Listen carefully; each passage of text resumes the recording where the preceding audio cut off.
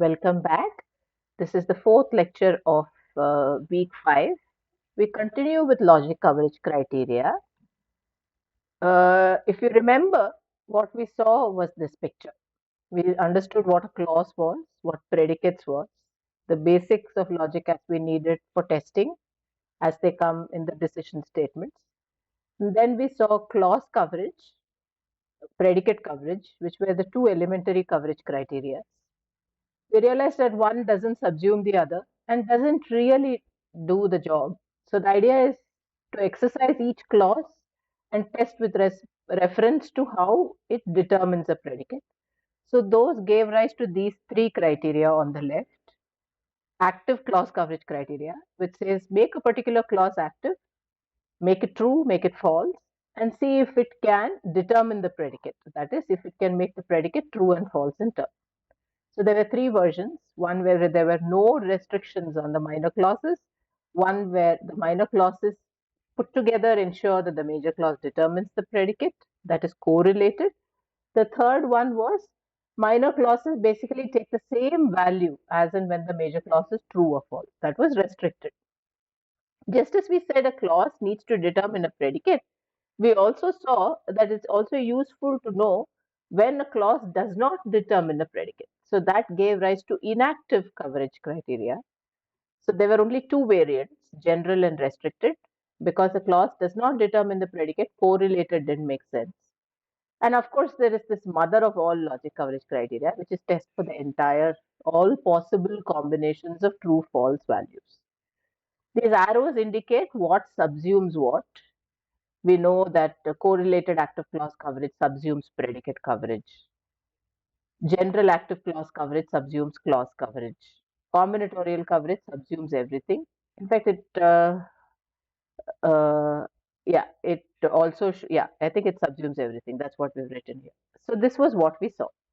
So now the main thing about logic coverage criteria was this active clause coverage, which is heavily relying on making a clause determine a predicate. Is there an automatic way of doing it? How do we automate the process of determining when a clause will determine a predicate? So how do we do that?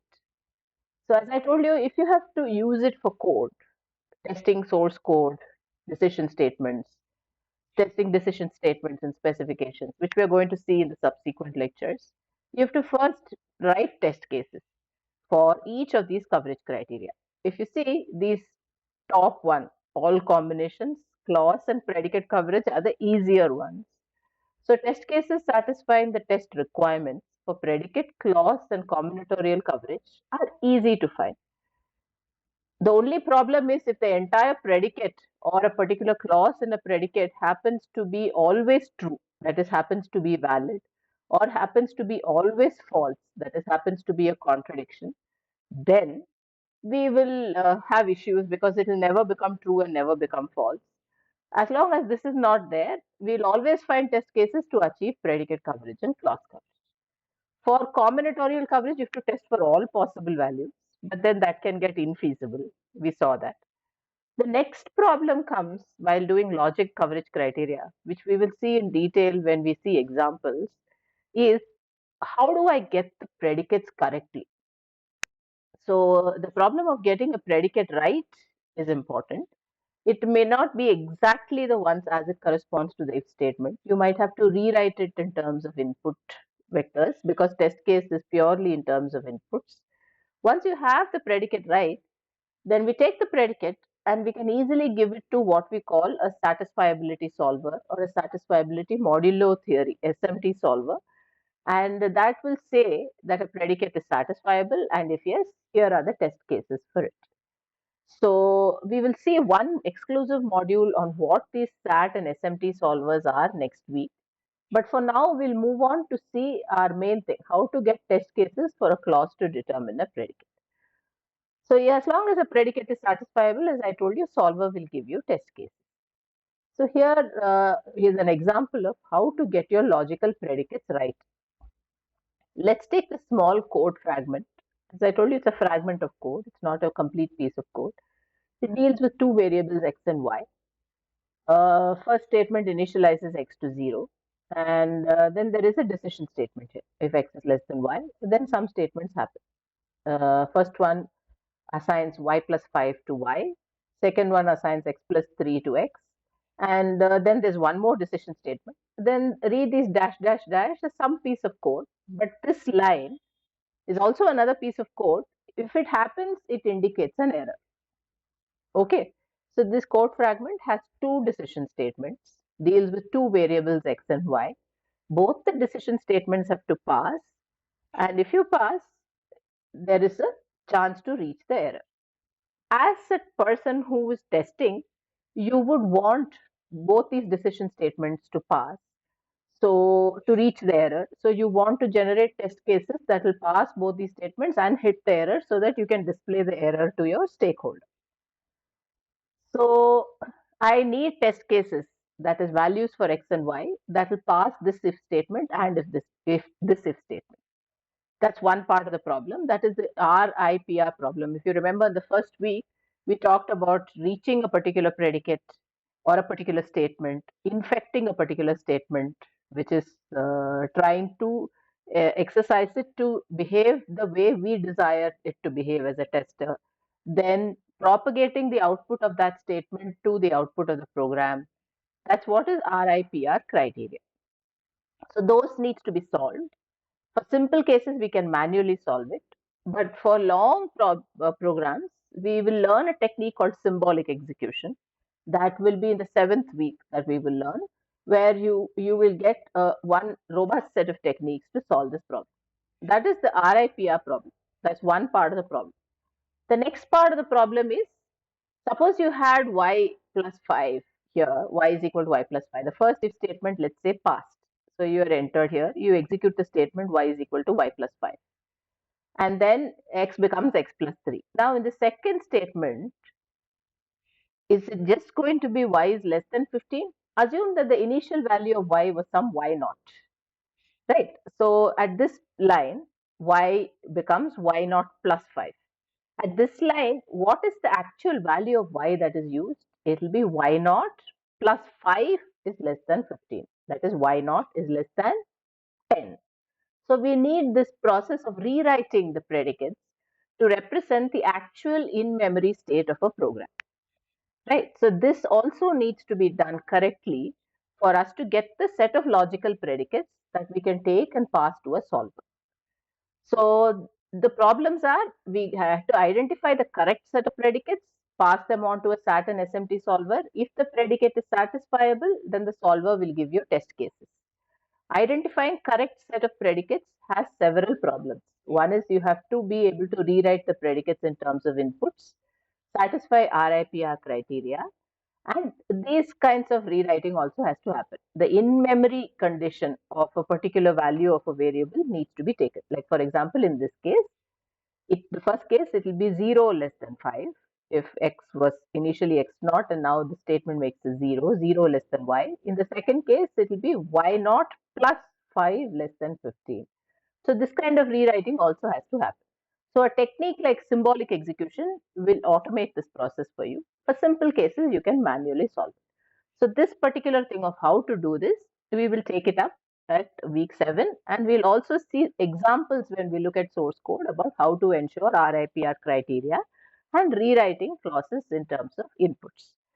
So now let me move on. Let's attack the problem of looking at purely active clause coverage criteria, inactive clause coverage criteria. We saw 5 different criteria. For these 5 different criteria, we choose one clause at a time as the major clause, and based on the criteria, assign values to minor clauses such that the major clause determines the predicate. How do you do this? Is there an automated way to ensure that the major clause determines the predicate? There are several ways of doing it. I'll teach you one simple way of doing it. So what we do is, let's say you take a predicate P, let's say that has several clauses. Consider one clause C in the predicate to be the active clause. I take this clause C in the predicate, replace the clause C wherever it occurs in the predicate with true, with the Boolean constant true. So that represents P with C replaced with true. That's this first part. That is, it represents the same predicate P Wherever C occurs as the clause, replace it with true. And maybe use the laws of logic and simplify the predicate. Similarly, take the same predicate P. Wherever C occurs, replace that clause C with false. So that is this predicate P with C replaced with false. So take a predicate P, take a clause C in P. As the C ultimately can take true values or false values. Create one version of P with C replaced with the Boolean constant true. That is this version. Create another version of P with C replaced with a Boolean constant false. That is this version. Now C is replaced with true in the first case. C is replaced with false in the first case. So both these predicates are going to be free of C. C will not be there at all. Now I define the following. I say P subscript C is this first predicate with C replaced with true, and take the second predicate C replaced with false and XOR them. XOR is the exclusive OR operator. Exclusive OR operator in logic says this operation, it's a binary operator, takes two operands. It will become true if exactly one of them is true. In all other cases, it will be false. That's why it's exclusive OR. Is this clear? So this is simple thing. We'll see some examples. We take a predicate, consider one clause in that predicate. That clause occurs maybe in a few places in the predicate. Wherever it occurs, replace in one instance the clause with true, the other instance the clause with false, and take these two formulas and XOR them. That's all you do. Is this clear? So now the claim is this resulting predicate PC, which is P of C subscript 2 XORed with P of C subscript false, describes the exact condition under which the value of C determines the predicate P. Clauses in PC take values such that PC is true, C determines P. If the clauses in PC take values such that PC actually becomes false, then what we can conclude is the predicate P is completely independent of C. So if you have a predicate P that has a clause C, to make the clause C determine the predicate, replace C with true once, replace C with false once, you'll get two different formulas. XOR those two formulas. That will give you another logical formula which will precisely describe the scenario under which clause C determines the predicate P. Is that clear? Now we'll see some examples. Suppose the predicate was P equal to A or B. It has two clauses, simple small predicate. Suppose I want to make A determine the conditions under which the clause A will determine the predicate P. That is, I want to determine P subscript A. So what did we learn now?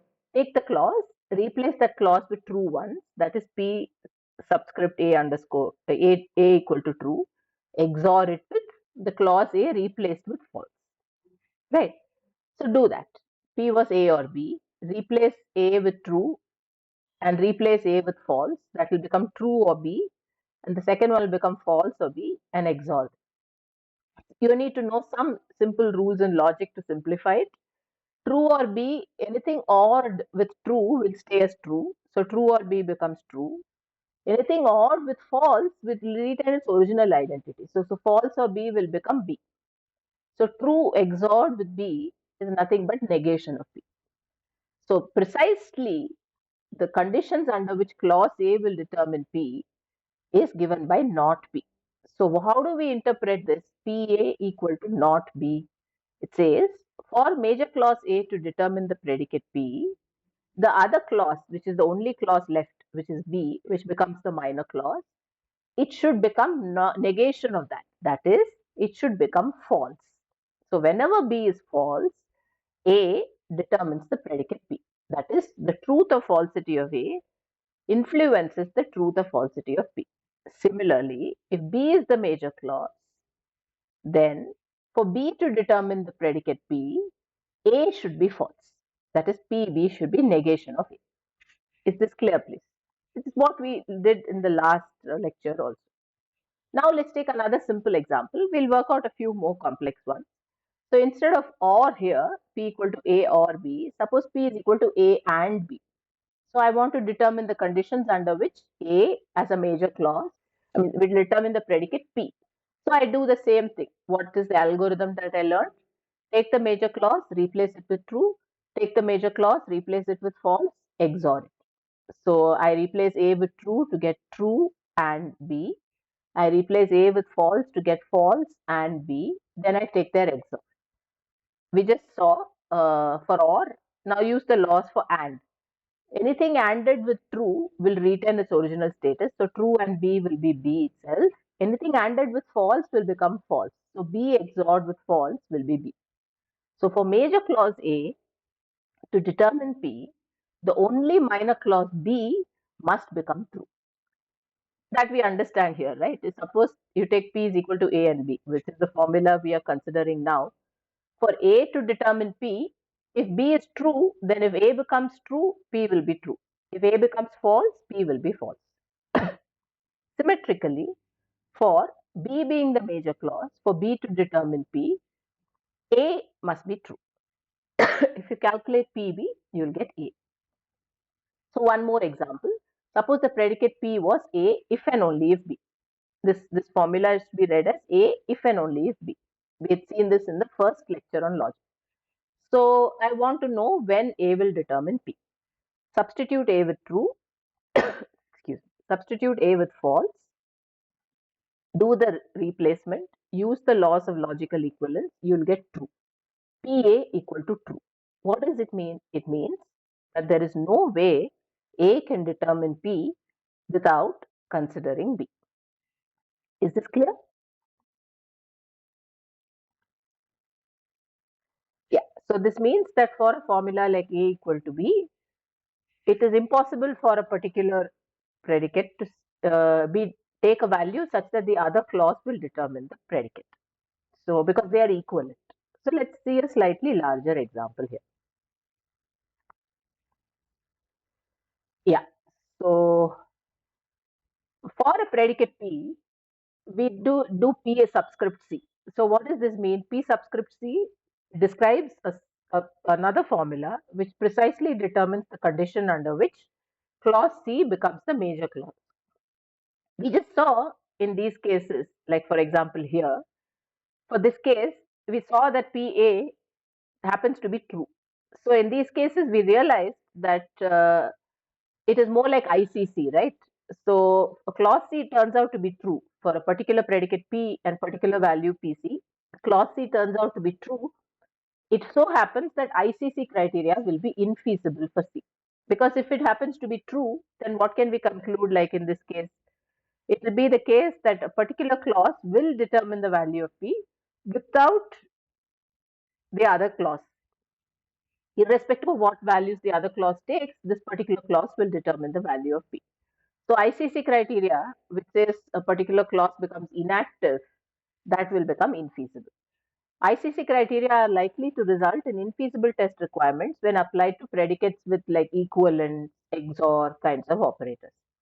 Symmetrically, like we saw in this example here, actually, sorry, we don't have that example. If a predicate P has a clause C such that PC evaluates to false, then ACC criteria will be infeasible for the predicate P with reference to C. Basically, it means that the clause C is useless. Just keep it aside. So if you get anything other than true or false, then you have an interesting scenario where you can assign values to the resulting formula to make the major clause determine the predicate. So here is an example of when a clause cannot determine a predicate. Consider this predicate which looks slightly longer, A and B or not A and A and B or A and not B. I have purposely written this. If you simplify it, it basically just says P is equal to A. It just has that single clause A. Now, but assume that we were not aware of it. We set out to compute when clause B as the major clause, when will it determine the predicate P. So you do the same thing. Take this formula, replace every occurrence of B in the formula with true, replace every occurrence of B in the formula with false.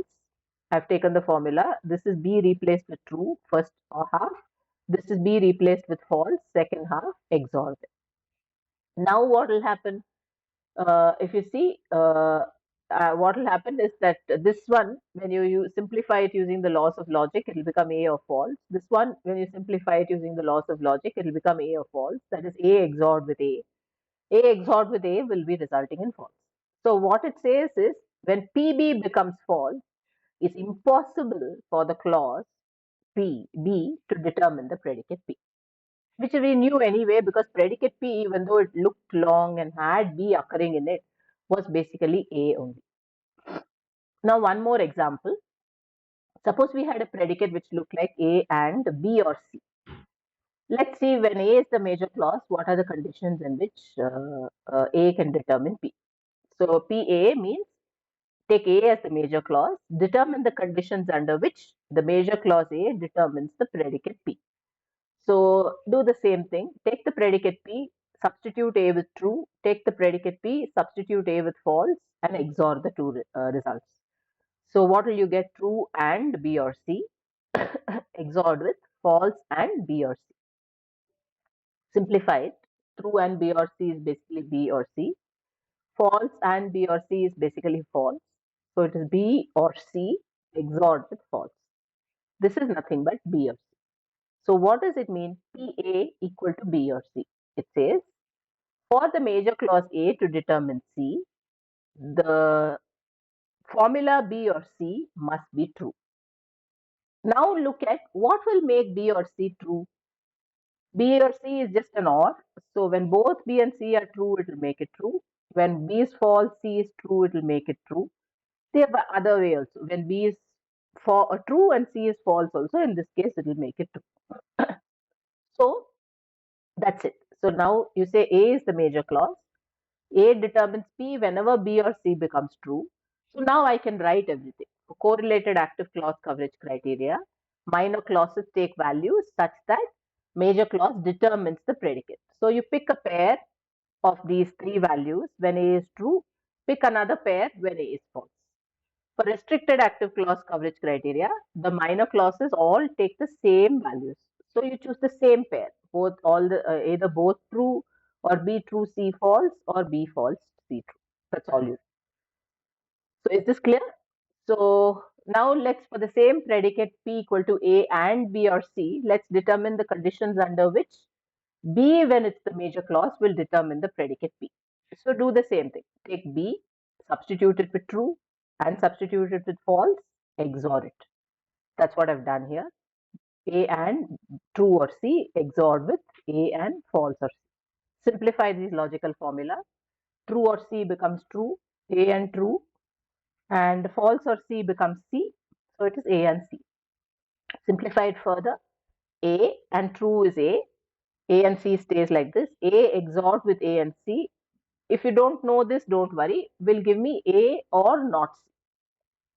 So what does it say? It says when B is the major clause in this predicate, for B to determine P, the formula A or not C should become true. Symmetrically, you can compute this. Please do it as a small exercise for yourself. For C to be the major clause, that is P subscript to C, the formula that needs to become true is A or not B. If you do the same exercise that we have done for B here, you will get this formula. So is it clear? So you take a predicate, let's say it can have two clauses, three clauses, any number of clauses. If you want a particular clause to determine a predicate, do this routine thing. Make the clause true once, make the clause false once, XOR them. Use the basic laws of logic to get a simplified predicate, and that simplified formula or predicate determines the conditions under which the clause that you chose as the major clause will determine the predicate. So we've done enough examples now. So now let's go down to writing the actual test requirements. So suppose I have to do this. The test requirements sometimes can get complicated. So what we will do is I'll walk you through an end-to-end step of how to do it. So we'll take the same predicate P is equal to A or B and C, the one that we saw here in this. No, sorry, it is a slightly different one, A or B and C. And do the same thing, go down here, determine for A being the major clause, conditions under which A will determine P, that will be not B and C. For B being the major clause, conditions under which B will determine P, that will be not A and C. For C being the major clause, the conditions under which C will determine P, that will be A or B. I haven't given the working out here, but this table down below, if you work it out, use the usual algorithm that we learned now, replace the clause, major clause with true and false, XOR and simplify. Then you'll get these three formulas. You keep them aside. Independently, for the predicate P, start writing the truth table. You should get comfortable with writing truth table. So there are three clauses A, B, and C in the predicate P. So each of these three clauses can take true, false values. So that will be 8 different true, false values. That is what is given in these 8 different rows and the first 3 columns of this table. How do you read this? In the first column, all the 3 clauses A, B, and C are marked T. T represents true. All of A, B, and C are true. In the second column, A and B are true, C is false. In the third column, A and C are true, B is false, and so on. In the final row, all 3 are false.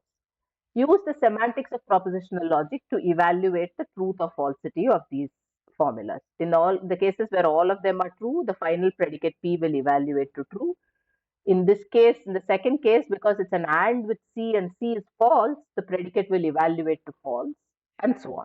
So this TF in the last row gives the conditions under which the values of A, B, and C taking true or false determines the predicate P. So you keep this truth table, then you compute your PA, PB, and PC. That's what this slide tells you to do. Now you start. So let's do it for A being the major clause. Each major clause should be true once and false once for generalized active clause coverage criteria, and minor clauses should be such that major clause determines the predicate. Yeah, so let's say we have to do GACC as the test requirement. Each major clause becomes true once and false once, and minor clauses take values such that major clause, if possible, determines the predicate. So for GACC, A as the major clause becomes true once and false once, and it is ANDed with P subscript A, that is, the conditions under which clause A determines the predicate. Now you can give B the turn. B becomes true once and false once, and it is ANDed with PB, the conditions under which clause B determines the predicate. Now if C is the major clause, C becomes true once and false once, and it is ANDed with PC, the conditions under which C determines the predicate. So now you go back to this truth table, pick any row where A becomes true once, A becomes false once for this first pair, and concentrate on PA. Let's look at PA. PA says not B and C, right? So here is a choice. So suppose A is true and PA, A is false and PA, then A is true, false. I've just highlighted it in bold to tell you that A is the major clause. PA says not B and C here. So B can be false, C can be true, B can be false, C can be true. Predicate will become true and false in turn. Similarly, when B is the major clause, B becomes true once and false once, and I AND it with PB. So this true false value in the column for B is highlighted to indicate that B is the major clause. Look at PB. PB is not A and C. Assign true false values to A and C such that you get PB to take values so that when B flips, the truth or falsity of P also flips. That's what we've done here. We've assigned A to be false. We've assigned C to be true in both the cases. The third choice, when C is the major clause, what you have to do, make C true once, AND it with PC, make C false once, AND it with PC. So here, this is not a truth table, but in this table, I have kept C true once, false once in bold to indicate that C is the major clause. Assign values, true, false values for A and B after looking at PC. PC is A or B. A or B becomes true when at least one of them is true. So I assign true to A, false to B, and in the second case, I assign false to A, true to B. It will become true, false. So this full table gives me the test requirements for general active clause coverage criteria when each of these three clauses A, B, and C becomes the major clause and as a major clause, take turns to become true and false each, right? So if you look at this table carefully, you'll realize that the first row, which is A true, B false, C true, and the predicate becoming true, and the fifth row, A true, B false again, and C true again, and the predicate obviously becomes true, are the same. So retain one of them. Similarly, second row and fourth row are the same. In both the cases, A and B are false, C is true, and the predicate becomes false. So retain one of the first of fifth rows, retain one of the second of fourth and of the fourth row. Keep the rest, you'll get the total set of test requirements for general active clause coverage criteria for this predicate, which has three clauses, for each clause becoming major clause in turn. Similarly, we can compute test requirements for correlated active clause coverage criteria or restricted active clause coverage criteria. As a small exercise, I request you to do it because this involves some practice and it'll be good for you to get that practice. In general, whenever possible, correlated active clause coverage criteria is shown to be useful. General and restricted is useful only when we have infeasible test requirements with correlated active clause coverage criteria. So I'll stop here for now. In the next lecture, we will take a real life example and see how to apply it to examples. Thank you.